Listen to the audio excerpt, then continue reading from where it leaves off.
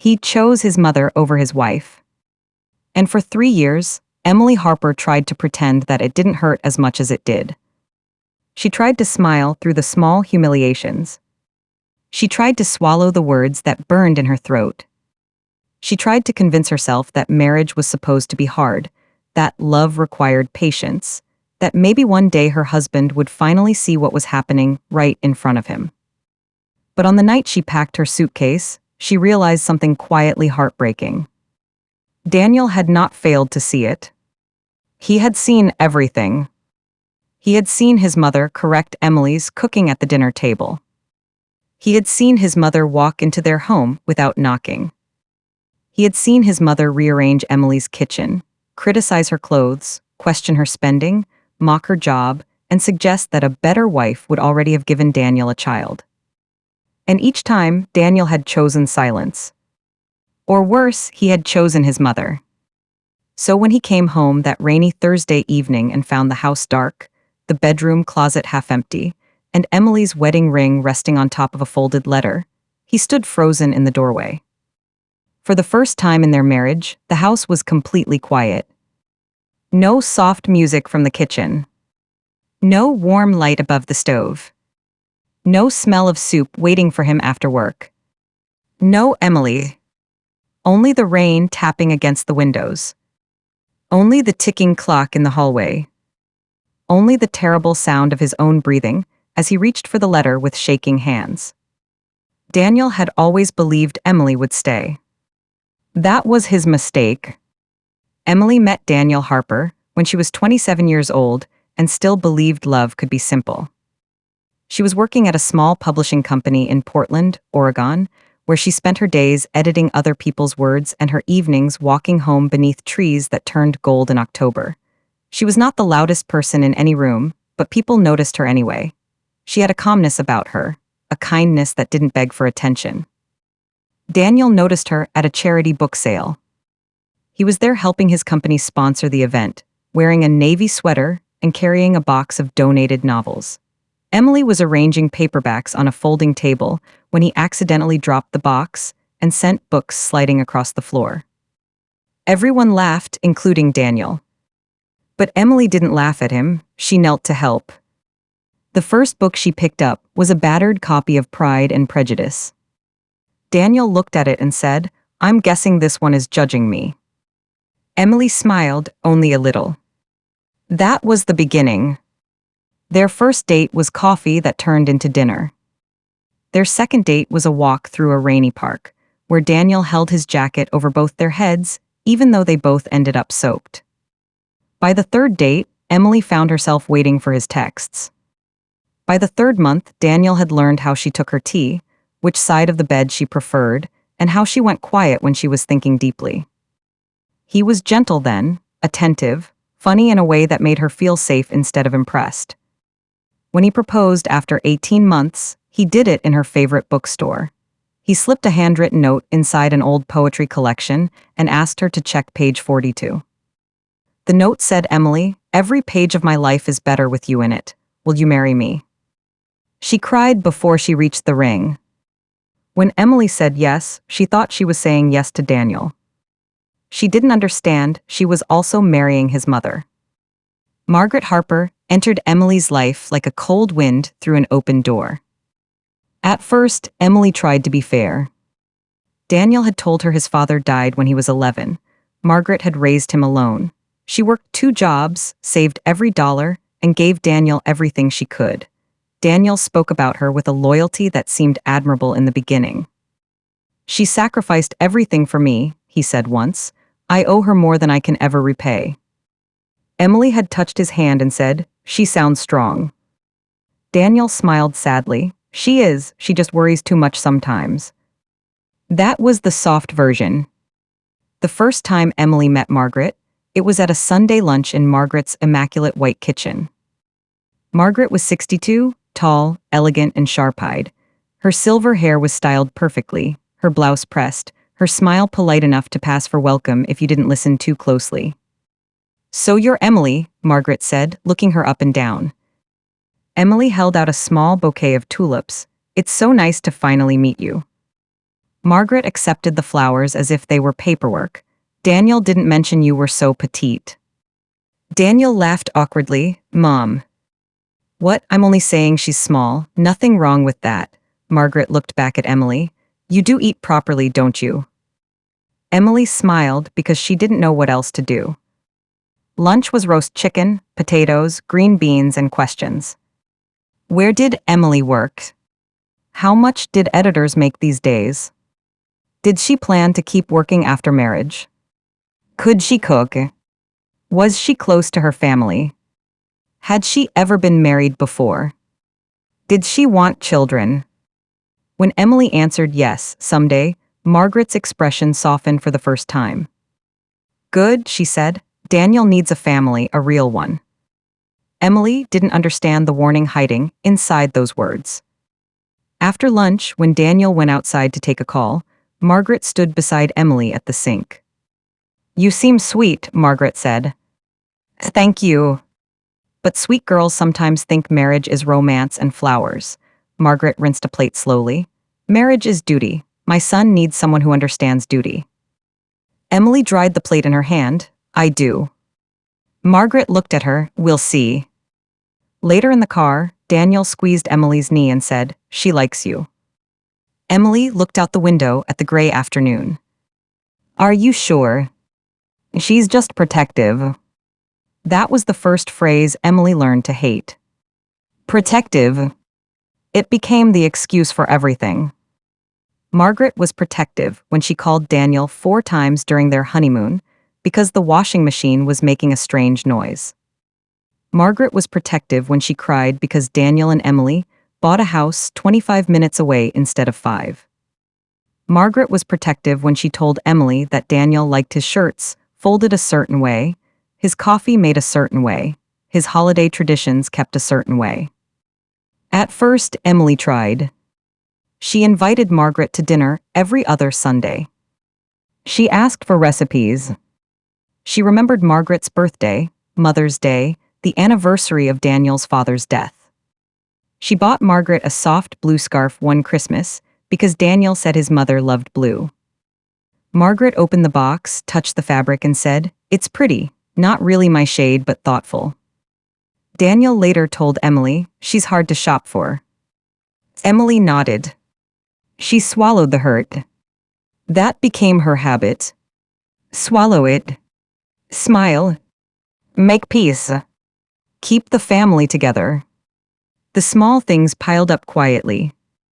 Margaret had a key to their house. Daniel gave it to her for emergencies. The first emergency was a package delivery. The second was a soup pot she wanted to return. The third was nothing at all. Emily came home one Friday afternoon and found Margaret in the kitchen, emptying the spice cabinet. Oh, Emily said, stopping in the doorway, I didn't know you were coming over. Margaret didn't look embarrassed. I was in the neighborhood. The neighborhood was 25 minutes from Margaret's house. Emily set down her bag. What are you doing? These were all mixed up. Margaret held a jar of paprika between 2 fingers. You had cinnamon beside garlic powder. I know, I keep baking spices on the left and cooking spices on the right. Margaret gave a small laugh. Interesting system. Emily walked closer. I actually prefer it that way. Margaret turned to her. I'm only helping. The words were soft. The meaning was not. When Daniel came home, Emily told him what happened. He loosened his tie and sighed. She was just trying to help. I didn't ask for help. I know, but she's used to taking care of things. This is our house. Daniel kissed her forehead. I'll talk to her. He didn't. Or if he did, nothing changed. A month later, Emily found Margaret in their laundry room, refolding their towels. Another time, Margaret stopped by while Emily was working from home and criticized the way she had arranged the living room. The sofa blocks the natural flow, Margaret said. Emily was on a work call, muted, sitting at the dining table with her laptop open. Margaret, I'm in a meeting. I'll be quiet. Margaret was not quiet. She moved a lamp, dragged a chair, and whispered loudly about dust. Emily cried that night in the shower so Daniel wouldn't hear. But he did hear. He knocked on the bathroom door. "Em, are you okay?" She turned the water hotter and said, "I'm fine." She hated how easily the lie came out. The first major fight happened 6 months into the marriage. Emily had planned a small dinner for Daniel's birthday. Just the two of them. She made beef stew, his favorite, using a recipe she'd practiced twice. She baked a chocolate cake that came out slightly uneven but smelled wonderful. She lit candles, put on the blue dress Daniel loved, and set a small wrapped gift beside his plate. Daniel came home smiling. For 10 minutes, everything felt like it had in the beginning. Then the doorbell rang. Emily looked at Daniel. "Are you expecting someone?" His smile faded slightly. "No." He opened the door. Margaret stood on the porch holding a casserole dish. "Surprise," she said. "I couldn't let my only son spend his birthday without his mother." Emily felt something inside her sink. Daniel glanced back at Emily. "Mom, we were just having dinner." "I brought your favorite chicken casserole." Margaret stepped inside without waiting, "the one you used to beg for when you were little." Emily looked at the table. 2 plates. 2 glasses. 2 candles burning. Margaret looked too. "Oh," she said, "how intimate." Daniel rubbed the back of his neck. "Mom, you should have called." "I did, you didn't answer." "I was driving." Margaret sighed. "Well, I'm here now." Emily wanted Daniel to say, "Mom, tonight is for me and Emily. We'll see you tomorrow." Instead, he looked at his wife with apologetic eyes and said, "We can make room, right?" Make room.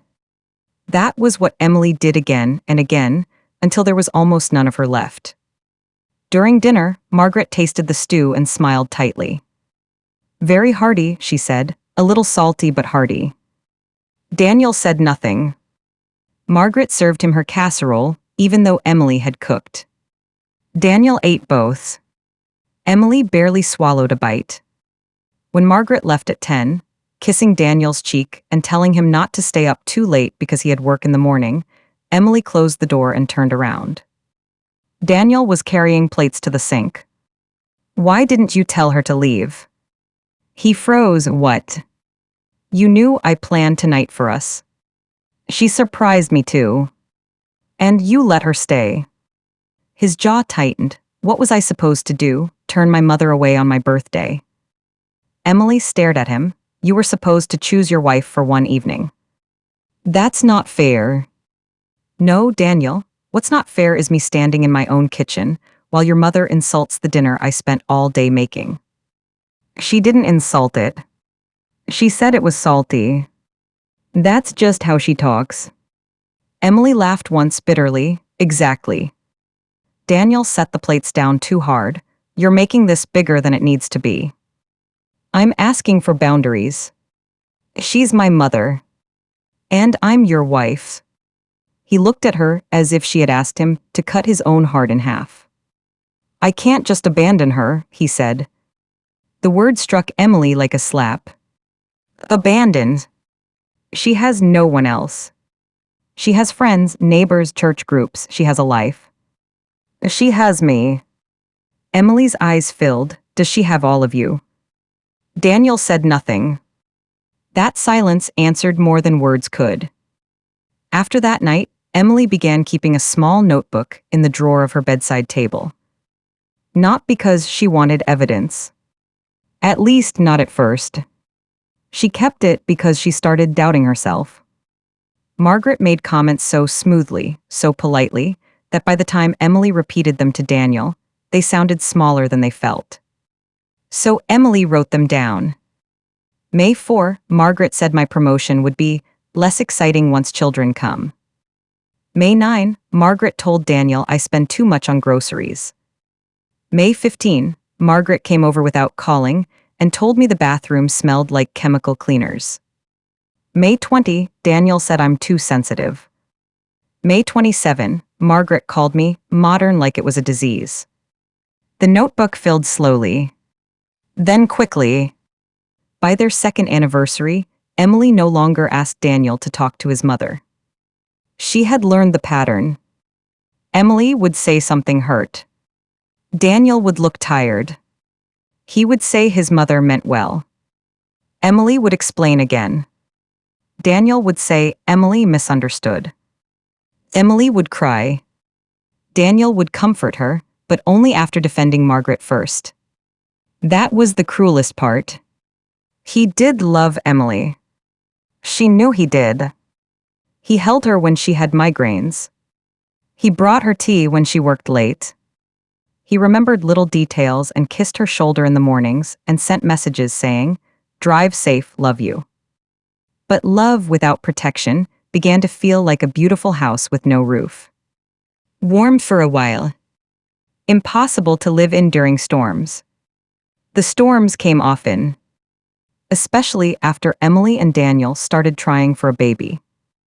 They tried quietly at first, with hope tucked into calendar apps and vitamins on the bathroom counter. Month after month, nothing happened. Emily told herself not to panic. Daniel said, "It'll happen." Margaret said, "Maybe you're too stressed from working so much." Emily heard it during Sunday dinner. She had just passed the salad when Margaret said, "A woman's body knows when her priorities are confused." Daniel looked down at his plate. Emily's hand tightened around the serving spoon. "What does that mean?" she asked. Margaret smiled, "Only that stress affects fertility. My doctor says everything looks normal." Doctors don't know everything. Daniel cleared his throat, "Mom."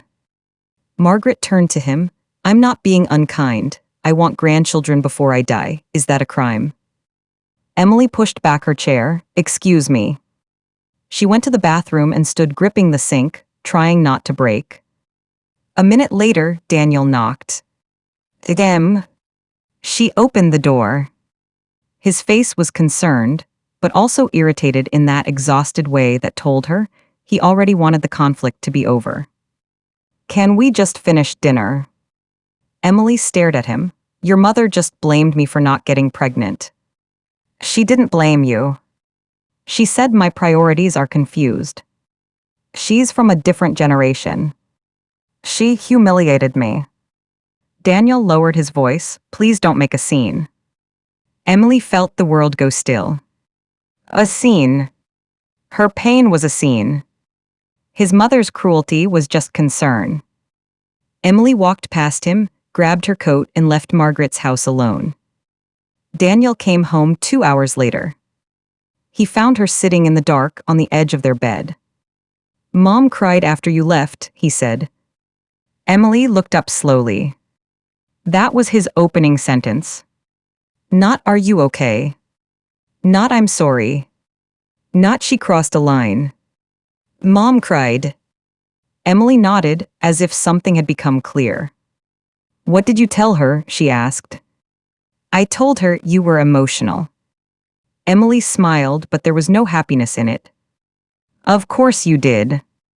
Daniel sat beside her. "I don't want to fight." "Then stop making me fight alone." He reached for her hand. She let him take it because she was tired. "I'll talk to her," he said. "You always say that." "This time I mean it." She looked at him. "What will you say?" He hesitated. And there it was. The answer. Nothing that mattered. A few weeks later, Margaret called Emily directly. Emily almost didn't answer. But she did. "Hello, Margaret." "I hope you're calmer now," Margaret said. Emily closed her eyes. "Excuse me." Daniel was very upset. He hates conflict. You should know that by now. Emily stood in the office break room, holding her phone so tightly her fingers ached. "I didn't create the conflict." "Well," Margaret said, "in marriage, a woman sets the tone of the home." Emily laughed softly. "Did you call to apologize?" There was a pause. "I called to suggest you see Dr. Whitcomb. He helped a woman from my church conceive after years of trouble." Emily felt heat rise in her face. "My medical life is private." "Not from family." Yes, Emily said, especially from family. Margaret's voice hardened. Be careful, Emily. Men can be patient, but only for so long. Emily hung up. That evening, she told Daniel. He frowned. She shouldn't have called you. Emily waited. He continued, but hanging up on her was rude. Something in her chest cracked quietly. She didn't yell. She didn't cry. She just nodded. All right, she said. Daniel looked relieved, not realizing that her quiet was not peace. It was distance. The final year of their marriage began with a key. Emily came home early from work one Tuesday because a snowstorm was moving in.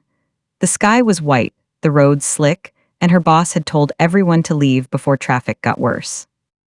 When Emily opened the front door, she heard voices. Daniel's voice. Margaret's voice. They were in the kitchen. Emily stepped inside silently. Margaret was saying, I don't think she understands what family means. She treats me like an intruder. Daniel sighed. She likes her space. It's not space, Daniel, it's control. She wants to separate you from me. That's not true. Isn't it? You used to call me every morning. Now I'm lucky if I hear from you twice a week. I'm married now. You were my son first. Emily stood in the hallway, her coat still on, snow melting in her hair. Daniel said nothing. Margaret continued, softer now. I gave up my life for you. I never remarried. I never had another child. Everything I did was for you, and now I have to ask permission to be part of your life. Daniel's voice broke a little. Mom, don't. She'll leave one day, Margaret whispered. Women like her always do, and when she does, you'll realize who stayed. Emily felt the words settle into her bones. Women like her. Always do. Emily waited for Daniel to defend her. 1 second. 2. 5. 10. Daniel said, she's not leaving. Margaret answered, not yet. Emily stepped into the kitchen. Both of them turned. Daniel's face drained of color.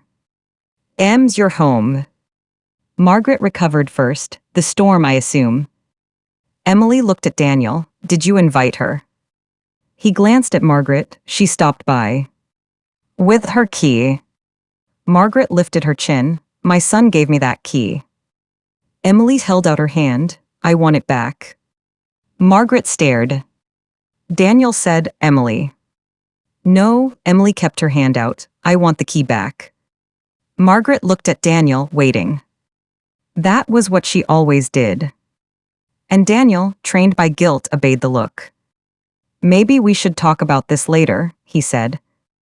Emily's hand lowered. There it was again. Later. The place where all her needs were sent to die. Emily looked at Margaret, keep it. Then she turned and walked upstairs. Daniel followed her. Wait. She opened the bedroom closet. What are you doing? He asked. She took out a small overnight bag. His eyes widened. Where are you going? To my sister's. Because of a key. Emily turned slowly. No, Daniel, because you still think this is about a key. He stood in the doorway, helpless and defensive. She's lonely. So am I. That stopped him. Emily's voice shook, but she kept going. I am lonely in this marriage. I am lonely at dinners where you let her talk down to me. I am lonely in our house when she walks in like I'm a guest. I am lonely every time you tell me she means well and I'm too sensitive. I am lonely lying beside you, knowing that if your mother and I both needed you, you would run to her first. Daniel's eyes filled. That's not fair. Emily zipped the bag. Then prove me wrong. How? Ask for the key. He looked down. Emily waited. Daniel whispered, tonight isn't the right time. Emily closed her eyes. She had expected it. Still, it hurt. She stayed at her sister Rachel's apartment for 4 nights. Rachel didn't say I told you so, though Emily knew she could have. Rachel had never trusted Margaret. At the wedding, Margaret had worn ivory. Not white exactly. Ivory. Close enough to make people whisper. When Emily noticed, Daniel told her, "It's just a dress." Rachel had said, "No, it's a declaration." Now Rachel made tea and gave Emily the guest room. On the second night, Emily sat at Rachel's kitchen table and confessed something she had not said aloud before. "I don't think I can have children with him." Rachel sat across from her, because of Margaret. Because of him. Emily looked into her mug. What if we had a daughter? Would he let Margaret criticize her too? What if we had a son? Would she teach him that his wife comes second? Rachel's face softened. Emily wiped a tear quickly. "I love him, that's the worst part, I still love him." "I know." "How do you leave someone you love?" Rachel reached across the table and took her hand. "Sometimes you don't leave because the love is gone. Sometimes you leave because staying is costing you yourself." Daniel called every day. The first day, Emily didn't answer. The second day, she answered and listened while he apologized in a careful, general way. "I'm sorry things got so bad," he said. She asked, "Did you get the key?" A silence. "Then, I'm going to." She hung up. On the fourth day, Daniel came to Rachel's apartment with flowers. Emily met him outside because she didn't want Rachel involved. He looked terrible. Unshaven, pale, eyes red. "I miss you," he said. Emily held her coat closed against the cold. "I miss you too. Come home." She looked at the flowers, white lilies. Margaret's favorite. The realization almost made her laugh. "Did your mother choose those?" Daniel's face answered before his mouth did. "She said lilies are elegant." Emily looked away. "Daniel." "I know I should have picked them myself." "And yes. I'm trying." "No," she said gently. "You're suffering, that's not the same as trying." He swallowed. "I told her she needs to call before coming over." "And the key." She got upset. Emily nodded. Daniel stepped closer. She cried, "M." Emily looked at him. Something in her expression made him stop. "Do you hear yourself?" she asked. "She's my mom." "I know, but when I cry, you ask me to understand her. When she cries, you ask me to surrender." He flinched. Emily handed the flowers back. "I'll come home when the key is returned, and we start counseling." Daniel looked startled. "Counseling?" "Yes, marriage counseling, and you need individual counseling too." His pride showed then, quick and wounded. "You think I'm broken." "No, I think you're trapped." His jaw tightened. "By my mother." "By guilt." He looked away. Emily waited. Finally, he said, "I'll think about it." She smiled sadly. "I already know what that means." She went back inside. A week later, Daniel brought home the key. He placed it on the kitchen counter like proof of love. Emily had returned by then, cautiously, after he promised counseling. For a while, things improved. Margaret called before visiting. Daniel ignored 2 of her calls during date night. He even told her once in front of Emily, "Mom, don't speak to my wife that way." The words were small, but to Emily, they sounded like a door opening. She hoped. Hope is dangerous when it grows in soil that has already been poisoned. Because Margaret did not disappear. She changed tactics. She became fragile. She called Daniel late at night with chest pains that turned out to be indigestion. She said she felt dizzy when Daniel and Emily had weekend plans. She cried that the house was too quiet. She told Daniel she had dreams of his father and woke up alone. Daniel began visiting her more often. Just for an hour, he said. Then 2. Then half a Saturday. Counseling appointments were missed. First because Daniel had a work emergency. Then because Margaret needed help with a leaking faucet. Then, because he forgot, Emily went alone twice. The counselor, a kind woman named Dr. Patel, asked Emily, "What do you want?" Emily sat on the couch, hands folded in her lap. "I want my husband to choose our marriage." Dr. Patel nodded, "And if he doesn't?" Emily had no answer. At home, she found Daniel asleep on the sofa, his phone still in his hand. A text from Margaret glowed on the screen. "Thank you for coming today. I know she doesn't like sharing you, but a mother's love came first." Emily stared at the message for a long time. Then she turned off the phone and covered Daniel with a blanket. She still loved him. That was the tragedy. The breaking point came in October. It was their third wedding anniversary.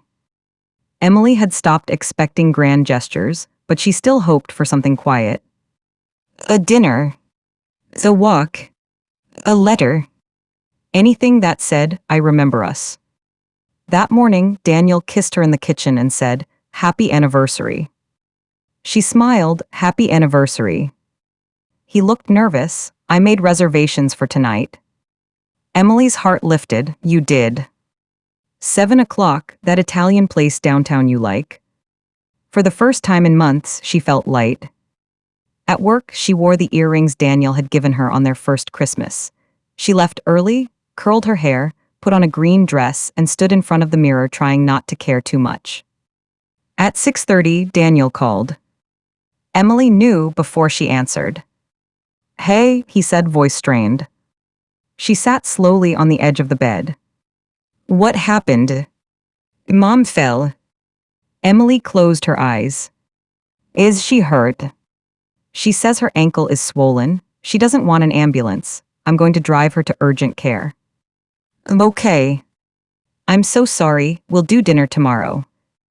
Emily looked at herself in the mirror. Green dress, earrings, hope foolishly sitting in her chest like a candle in the wind. "I can come with you," she said. "No, it's fine," she's embarrassed. Emily almost laughed. "Of course." Margaret was embarrassed to have Emily there, but not embarrassed enough to interrupt their anniversary. "Daniel," Emily said quietly, "did she know we had plans tonight?" A pause. "She knew it was our anniversary." "That's not what I asked." He exhaled, "I don't know, Em." "Yes, you do. Please don't do this right now." There it was. Again. "Not now." "Later." "Never." Emily looked at the wedding photo on the dresser. Daniel smiling like she was his whole world, Margaret standing behind him, one hand on his shoulder. "Go take care of her," Emily said. "I'll make it up to you." She whispered, "No, you won't." But he had already hung up. Daniel returned at 11:42 p.m. Emily was still awake, sitting at the kitchen table. She had changed out of the dress. The restaurant reservation had passed. The candle she lit had burned down to a pool of wax. Daniel came in quietly. "She sprained it," he said, "not broken." Emily nodded. He set his keys down. "I know you're upset." She looked at him. "Did she fall?" His brows drew together. "What?" "Did she actually fall?" Daniel's face flushed. "Are you serious?" "And yes." "She had swelling." "Did a doctor confirm a sprain?" He hesitated. Emily's stomach turned. "She didn't want to wait," he said. "Urgent care was busy, so I brought her home, wrapped it, and stayed until she settled." Emily stared at him. "She ruined our anniversary because her ankle was swollen." "Emily, did you see her fall?" "No, but could she walk?" Daniel looked away. Emily pushed back her chair. "Answer me." "She could walk a little." Emily nodded slowly. Then she stood. Daniel reached for her. "Don't." She stepped back. "Don't what?" "Don't look at me like that." "And like what?" "Like I'm a monster." Emily's voice was almost calm. "You're not a monster, Daniel. You're a husband who left his wife alone on their anniversary because his mother wanted him more. He rubbed his face. I can't win with you. The words landed hard. With me. Yes, with you. If I help her, I'm wrong. If I don't, I'm a bad son. What do you want from me? Emily's eyes filled, but she did not let the tears fall. I wanted you to be a husband. I am. No, you wear the ring, you sleep in the house, you say the words, but when it matters, you are still standing in your mother's kitchen waiting for permission to love me. Daniel recoiled. That's cruel. So is making me beg for a place in my own marriage. He paced once, furious and cornered. She gave up everything for me. And I gave you my life. He stopped. Emily's voice broke then. I moved into this house with you. I built routines with you. I tried with her. I tried when she insulted me, when she blamed me, when she came into our home, when she made me feel like a temporary guest in the life I was supposed to share with you. Daniel's eyes shone. I never asked you to feel that way. No, you just asked me to keep accepting it. He leaned on the counter, breathing hard. She's old, Emily. She's 63. She's alone. So am I. The shout surprised both of them. Emily covered her mouth. The room went silent. Then Daniel said the sentence that ended everything. Maybe if you tried harder with her, she wouldn't feel like she was losing me. Emily went still. The tears stopped. Her face changed. Not anger. Not even hurt. Something quieter. Daniel seemed to realize what he had said. Them. She lifted a hand. No. I didn't mean. Yes, you did. He stepped toward her. She stepped back again. I'm going to bed, she said. Can we talk? No. We can fix this. Emily looked at him for a long moment. I know you believe that. Then she walked upstairs. Daniel slept on the sofa that night. Emily did not sleep at all. She lay in bed staring at the ceiling, while rain began tapping against the roof. By morning, she had made a decision. Not because she stopped loving Daniel, but because she finally understood that love could not keep saving a marriage that Daniel kept handing back to his mother. She called Rachel. I need help, Emily whispered. Rachel didn't ask with what. She only said, I'm coming. For the next 2 weeks, Emily prepared quietly. She found an apartment across town, small but bright, above a bakery that made the street smell like cinnamon in the mornings. She met with a lawyer, not to file immediately, but to understand her options. She opened a separate bank account. She gathered her documents. She packed little by little when Daniel was at work. Not everything. Just what was hers. Books. Clothes. Her grandmother's quilt. A blue mug from her college days. The framed photo of her and Rachel at the coast. She left behind the wedding china Margaret had insisted they choose. She left behind the silver serving tray Margaret said every proper wife needed. She left behind the curtains Margaret picked after calling Emily's choice too casual. Every object she left felt like a small exhale. Daniel noticed she was quieter. He tried to be gentle. One evening, he brought home takeout and said, I thought we could watch that old movie you like. Emily looked at the bag, then at him. For a second, she almost gave in. Because that was the hardest part of leaving someone like Daniel. He was not cruel every day. Some days he was soft. Some days he was the man in the bookstore holding a ring inside a poem. Some days he made her remember why she stayed. They sat on the sofa and watched half the movie. Daniel laughed at her favorite scene. Emily cried silently in the dark, not because of the movie, but because she knew she was already becoming a memory in that room. The next day, Margaret called while Daniel was in the shower. His phone buzzed on the kitchen counter. Emily saw the name and let it ring. Then a text came in. Is she still angry? I hope you're not letting her punish you. A wife should bring peace, not drama. Emily looked at the message. For the first time, it did not make her shake. It did not make her want to defend herself. It only confirmed what she already knew. That evening, Daniel said, Mom invited us for Sunday dinner.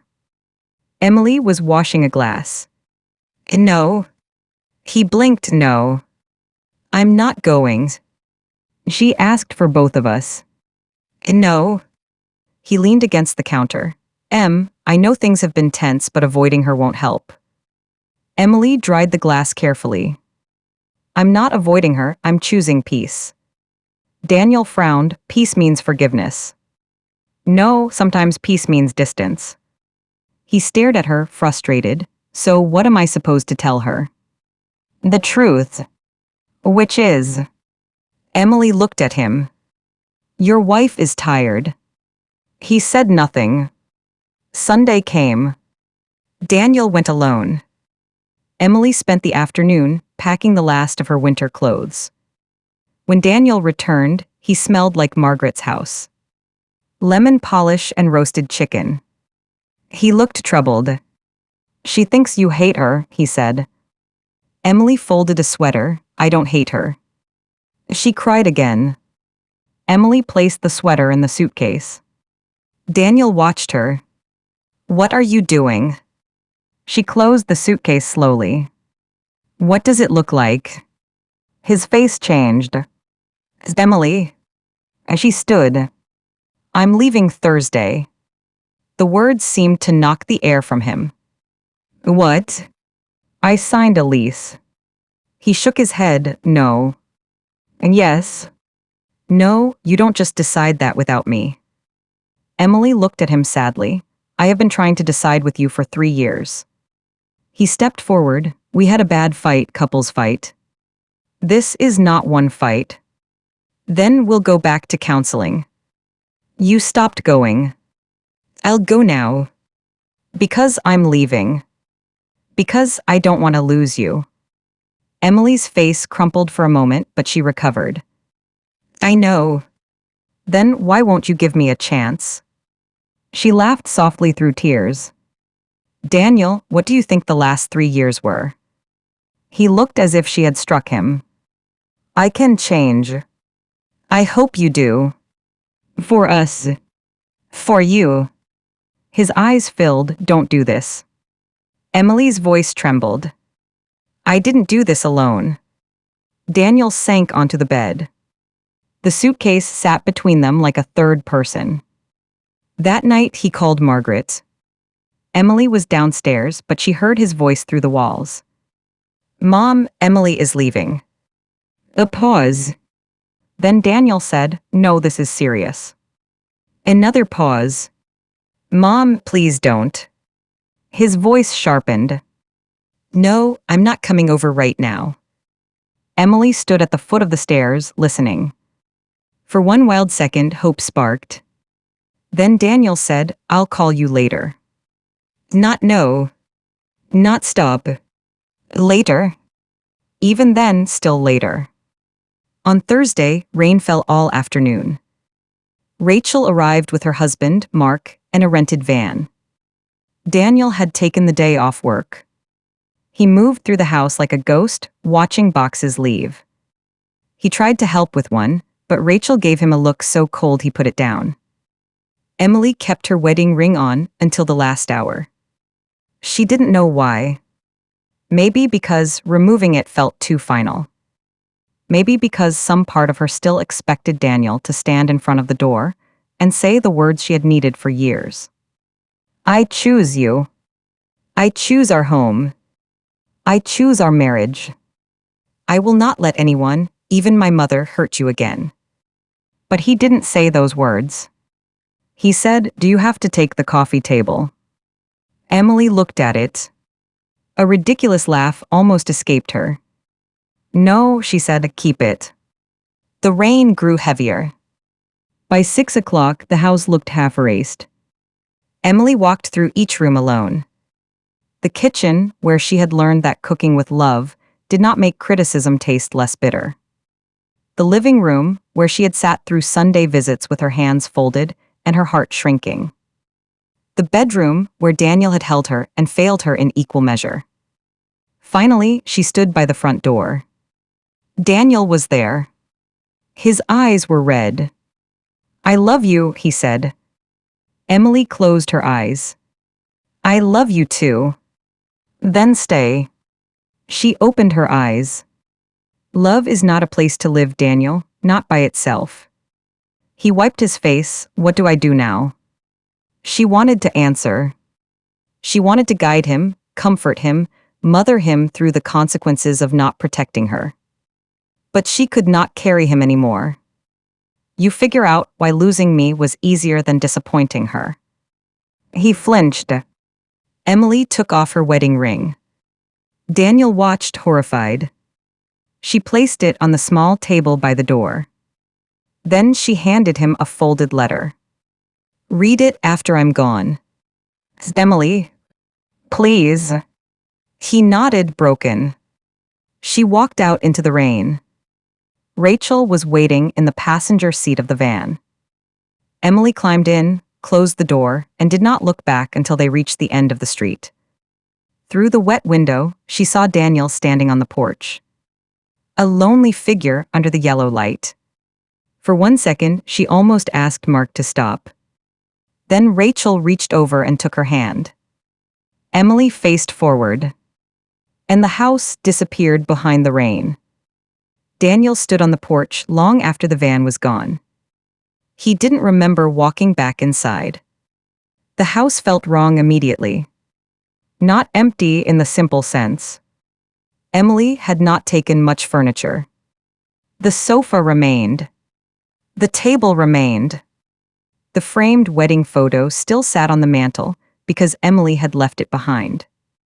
But the house had lost its warmth. Daniel walked into the kitchen. No blue mug by the sink. No handwritten grocery list on the fridge. No stack of manuscripts on the dining table. No soft humming from upstairs. He moved from room to room, discovering absences. Her robe was gone from the bathroom hook. Her books were gone from the nightstand. Her perfume was gone from the dresser. The closet had empty spaces shaped like her. He returned to the front hall. The ring waited on the table. So did the letter.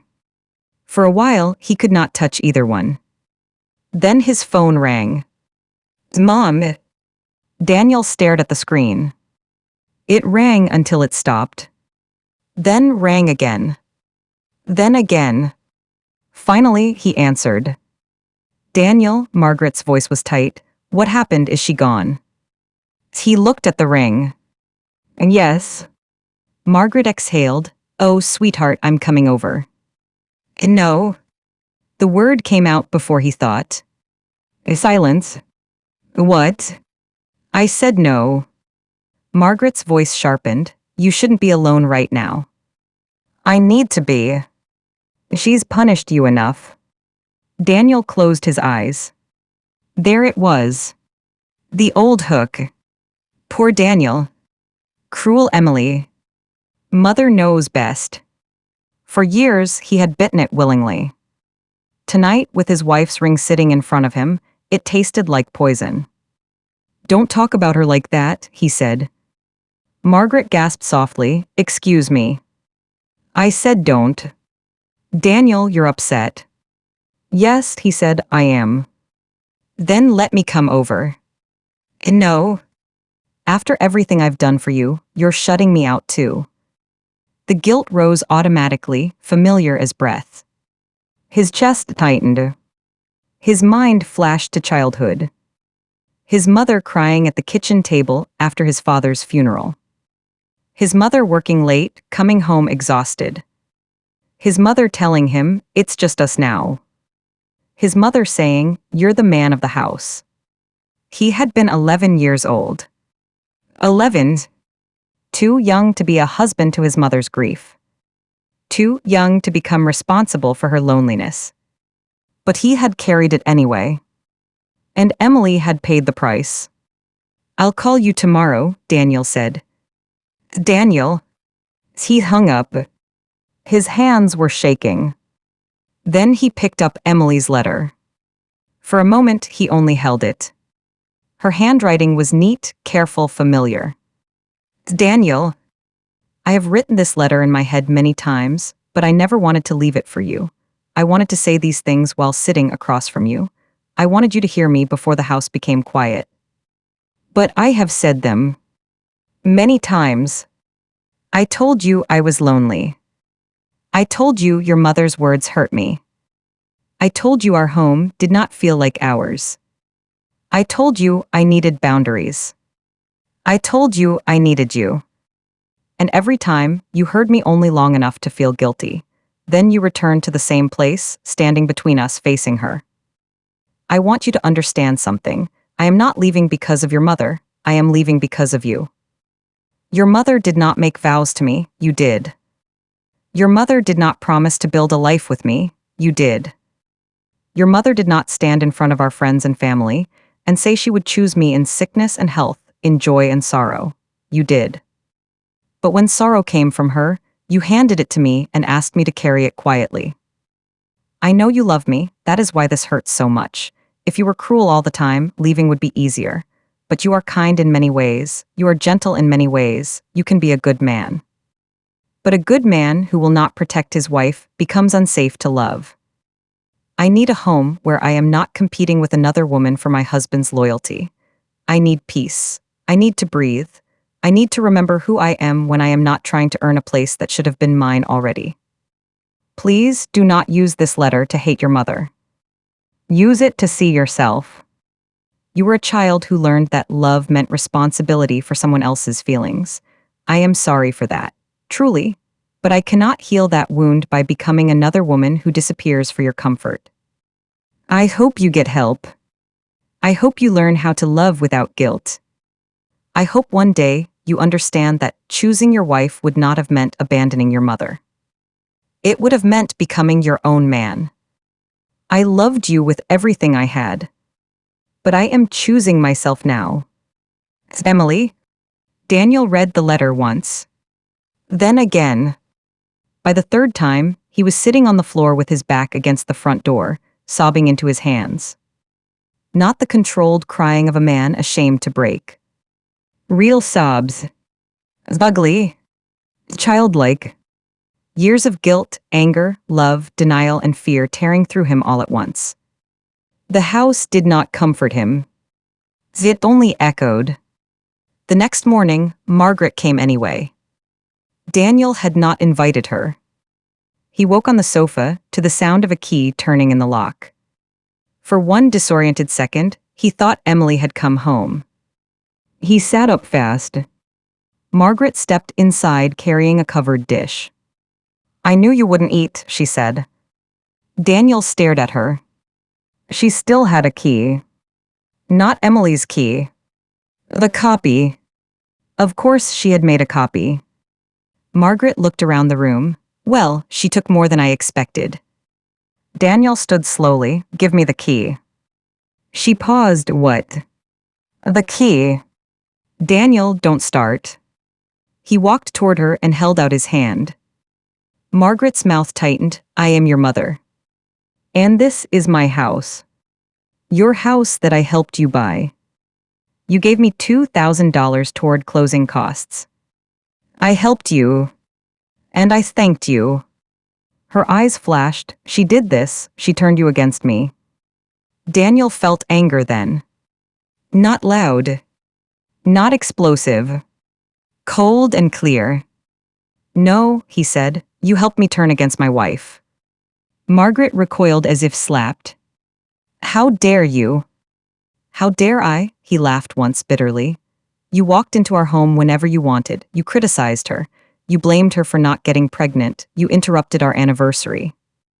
I sprained my ankle. You walked fine the next day. Margaret looked away. Daniel saw it. For the first time, really saw it. Not as Emily's accusation. Not as a misunderstanding. As truth. You knew, he said. Margaret's face hardened.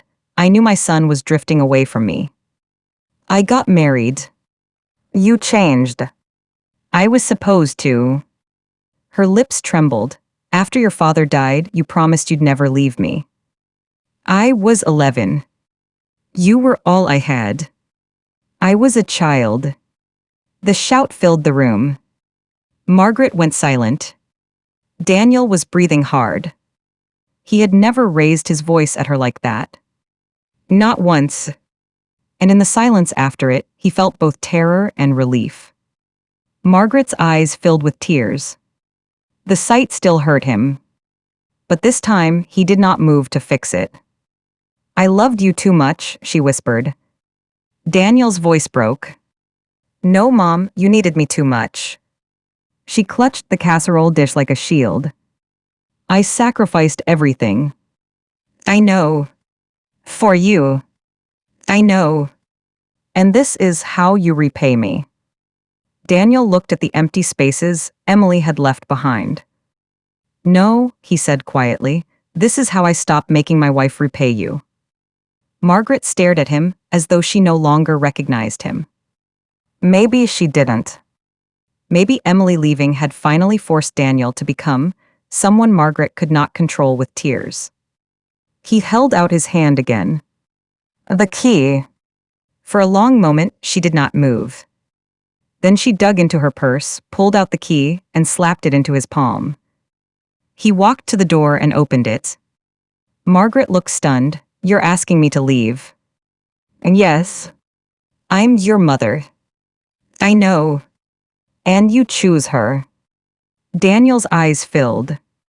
Too late, he thought. Too late. I should have, he said. Margaret left crying. Daniel closed the door and locked it. Then he called a locksmith. Then he called Dr. Patel. Then he called Emily. She did not answer. He did not blame her. Weeks passed. Emily's new apartment was small, but it was hers. The first morning she woke there, sunlight came through thin white curtains, and for a moment she didn't know where she was. Then she remembered. The ache came first. Then the quiet. But this quiet was different from the silence in her marriage. This quiet did not punish her. It held space for her. She bought herself flowers. Yellow ones because Margaret hated yellow. She put her spices wherever she wanted. She ate cereal for dinner one night and laughed because no one was there to call it childish. She cried often. Healing did not feel like freedom every day. Some days it felt like grief wearing comfortable clothes. Daniel sent messages. Not too many. At first, they were desperate. Please talk to me. I understand now. I'm sorry. Then they changed. I started counseling. I changed the locks. I told Mom she can't come over without being invited. I know this doesn't fix what I did. I just wanted you to know. Emily read every message. She answered none for a month. Not because she wanted to punish him. Because she didn't trust herself yet. She missed him most at night. She missed his laugh. The weight of him beside her. The way he used to kiss her forehead in grocery store aisles for no reason. But then she would remember the anniversary. The bathroom sink at Margaret's house. The key in Margaret's hand. The words, maybe if you tried harder. And missing him became easier to survive than returning to herself as she had been. In December, Emily filed for legal separation. Daniel received the papers on a Friday. He sat at the kitchen table, the same table where Emily used to edit manuscripts, and read every page carefully. He did not call Margaret. He did not call Emily in panic. He called his lawyer. Then he went to therapy. Dr. Patel asked, "What are you feeling?" Daniel laughed without humor, like I'm finally waking up after the house burned down. That's a painful way to wake up. I thought I was keeping peace. Were you? He looked down. No, I was keeping my mother calm. And Emily. Daniel's eyes filled. I left her alone in the fire. Therapy was not a miracle. It was a mirror. Daniel did not always like what he saw. He learned words like enmeshment, emotional parentification, guilt obligation, boundaries. He hated some of those words at first. They made his childhood sound clinical. But slowly, painfully, he began to understand that loving his mother had never been the problem. Believing he was responsible for her happiness had been. Margaret resisted every boundary. When Daniel stopped answering calls during work, she accused him of neglect. When he limited visits to Sunday afternoons, she said he was treating her like a stranger. When he refused to discuss Emily, she said Emily had poisoned him. For the first time, Daniel let her be upset. It felt cruel. Then it felt necessary. Then slowly it felt normal. In January, Emily agreed to meet him. Not at the house. Not at her apartment. A coffee shop halfway between. Daniel arrived 20 minutes early. He had not seen her in 3 months. When Emily walked in wearing a gray coat and a red scarf, his heart lurched so hard he almost stood too quickly. She looked beautiful. Not because she was dressed up. Because she looked rested in a way he had not seen for years. That hurt. She had become more alive away from him. Hi, she said. Hi. They ordered coffee. For a while, they spoke like strangers. Work. Weather. Rachel. Then silence settled. Daniel took a breath. I'm not here to ask you to come back. Emily looked at him carefully. He continued, I want to. Every part of me wants to, but I know I don't have the right. Her eyes softened slightly. I wanted to apologize without defending myself, he said. She waited. Daniel's hands shook around his cup. You were right about the key, about the dinners, about the anniversary, about all of it. I kept calling it being stuck in the middle, but I wasn't in the middle. I kept standing on her side and asking you to understand why. Emily's eyes shone. He swallowed. I thought being a good son meant never letting my mother feel abandoned, but I made you feel abandoned instead. And I'm sorry, Emily, I am so sorry. A tear slipped down her cheek. Daniel did not reach for her. That restraint mattered more than he knew. Emily wiped the tear. Thank you for saying that. He nodded. I'm in therapy, I changed the locks. She doesn't have a key anymore. I set call boundaries. I'm not telling you because I think it earns anything. I just wanted you to know I finally understood enough to do something. Emily looked out the window at the gray street. I'm glad, she said. Are you happy? The question escaped before he could stop it. She looked back at him. Sometimes. He nodded, though it hurt. Are you? She asked. He laughed softly. No, but I'm more honest. For the first time, Emily smiled. A small smile. A sad one. But real. They talked for an hour. When they stood to leave, Daniel wanted to hug her.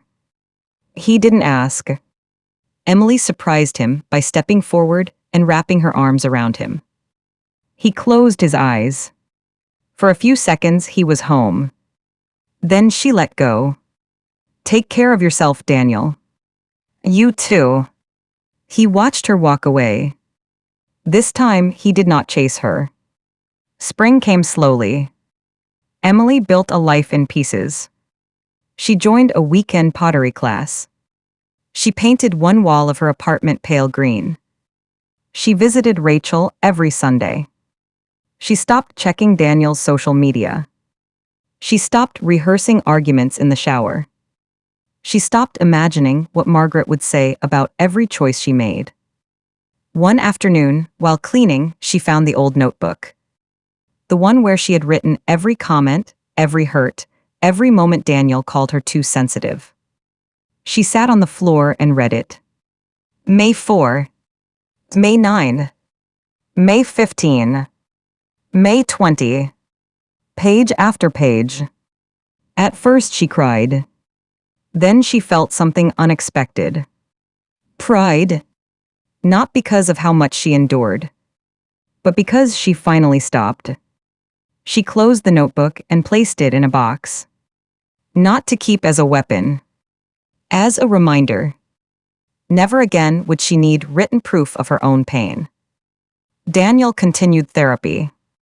He and Margaret entered a strained, quieter relationship. She did not transform overnight. People like Margaret rarely do. She still sighed when Daniel ended calls. She still made comments about loyalty. She still asked whether he had heard from Emily. But Daniel changed the dance. When Margaret said, "I suppose you're too busy for your mother," Daniel answered, "I'll talk to you Sunday." When she said, "Emily broke this family," he said, "I won't discuss Emily with you." When she cried, he said, "I'm sorry you're hurting," and did not rush over. The first time he did that, he threw up afterward from anxiety. The second time, he shook for an hour. The third time, he slept through the night. Growth did not look heroic. It looked like a man sitting alone with guilt and not obeying it. In June, the legal separation moved toward divorce. Daniel signed the papers with a hand that trembled. Emily signed hers in her lawyer's office, then walked outside and sat on a bench beneath a maple tree. She expected to feel only grief. Instead, she felt grief and air. So much air. Daniel called her that evening. She answered. "I signed," he said. "So did I." A silence. Then he said, "I wish I had become this man sooner." Emily closed her eyes. "Me too. Do you hate me?" "No." "Do you think one day," he stopped himself. Emily waited. He corrected quietly, "Never mind." She appreciated that. "I don't know what the future looks like," she said, "but I know I can't go back to what we were." "I know. And I can't be the reward for your healing." Daniel closed his eyes. That sentence hurt because it was true. "You shouldn't be," he said. "I hope you keep going." "I will. For yourself." He looked around the quiet house. At the new lock. At the empty chair. At the wedding photo he had finally put away. "For myself," he said. A year after Emily left, Daniel sold the house. Not because of the memories alone.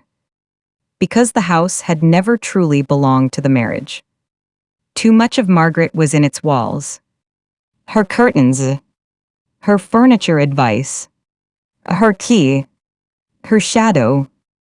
Before the sale closed, Daniel walked through the rooms one last time. He stood in the kitchen, remembering Emily in the green dress on their anniversary. He stood in the hallway, remembering her asking for the key.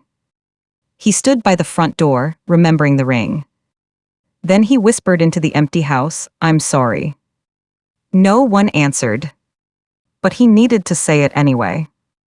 Emily did not attend the closing, though her name had been removed months earlier. She heard about the sale through lawyers. By then, she had accepted a senior editor position at a larger publishing house. She was 31. Still healing. Still sometimes lonely.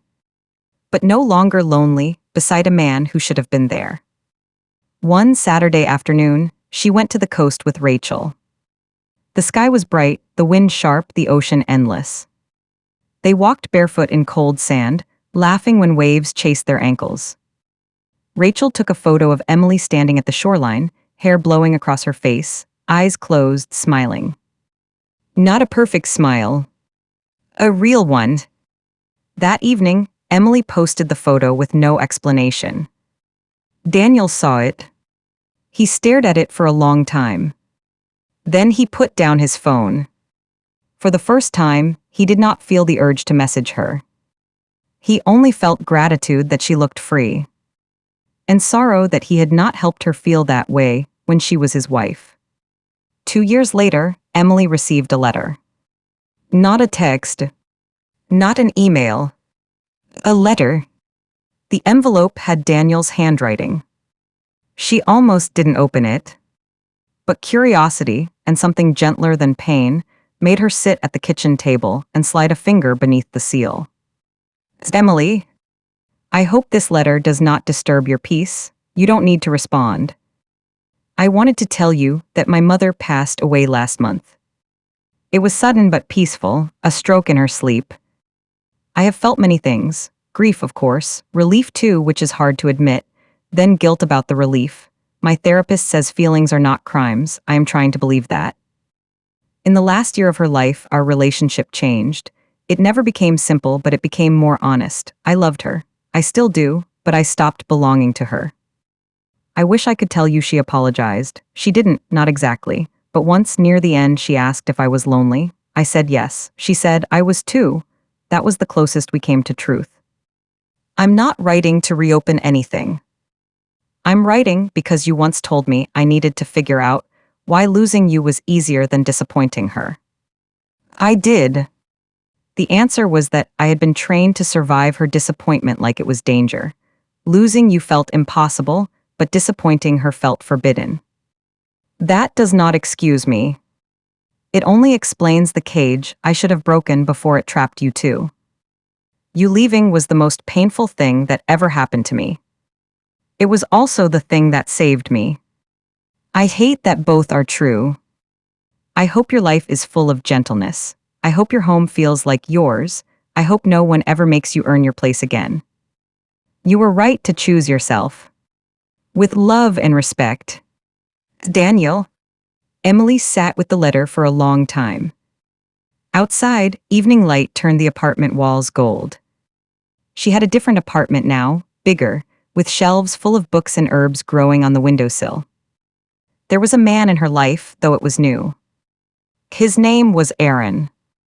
He was patient, funny, and did not make her compete with ghosts.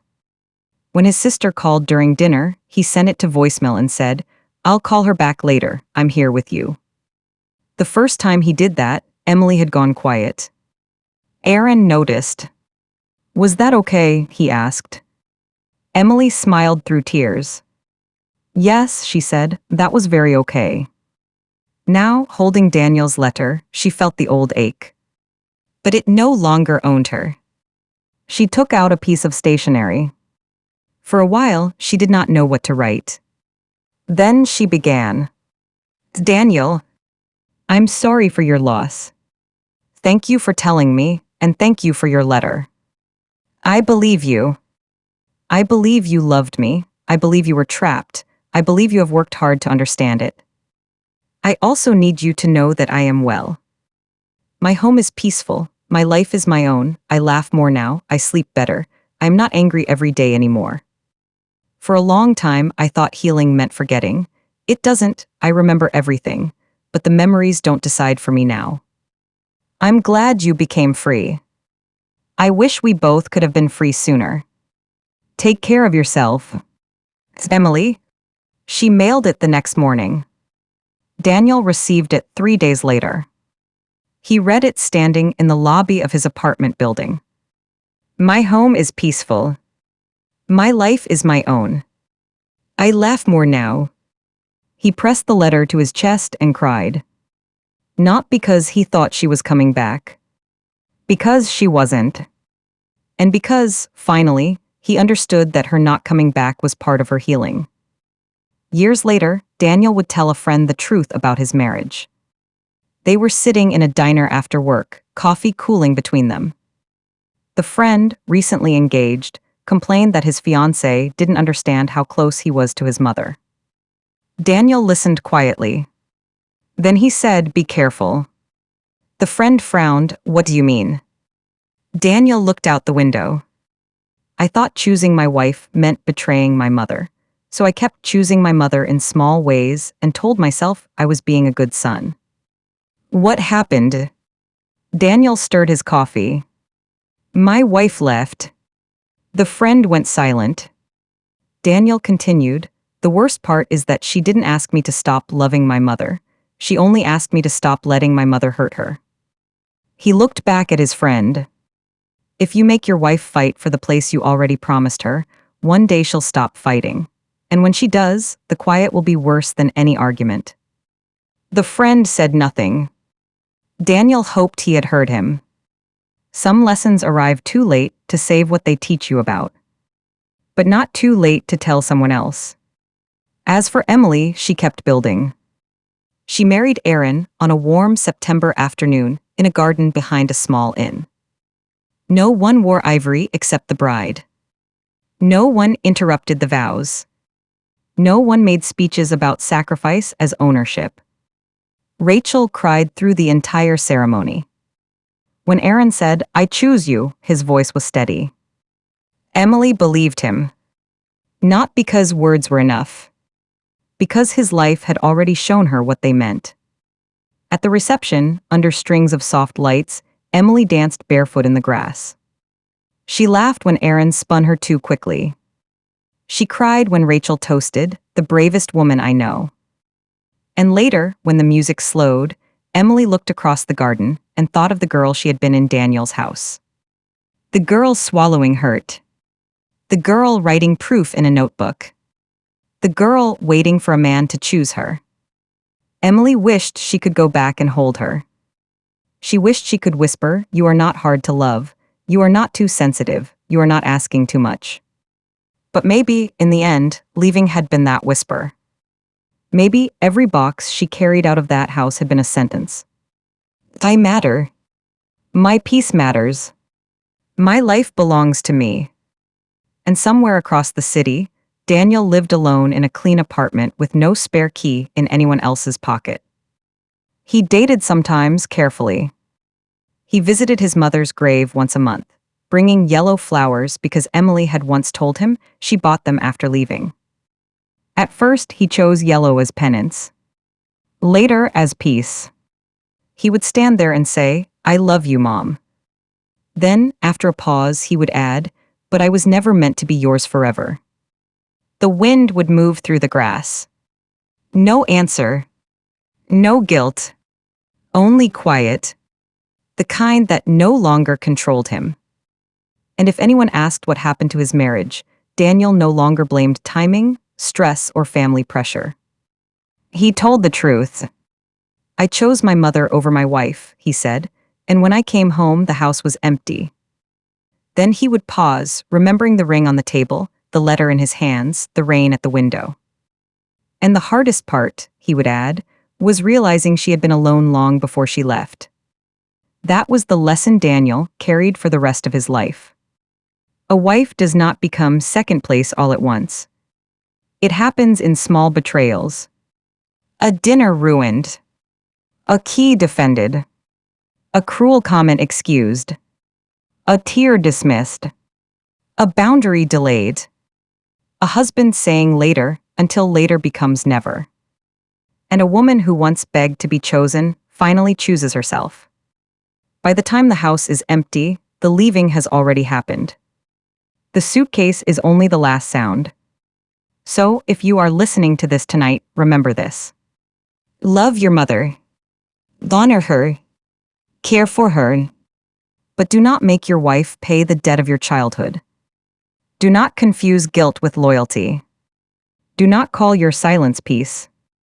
And do not assume someone will stay simply because they have stayed before.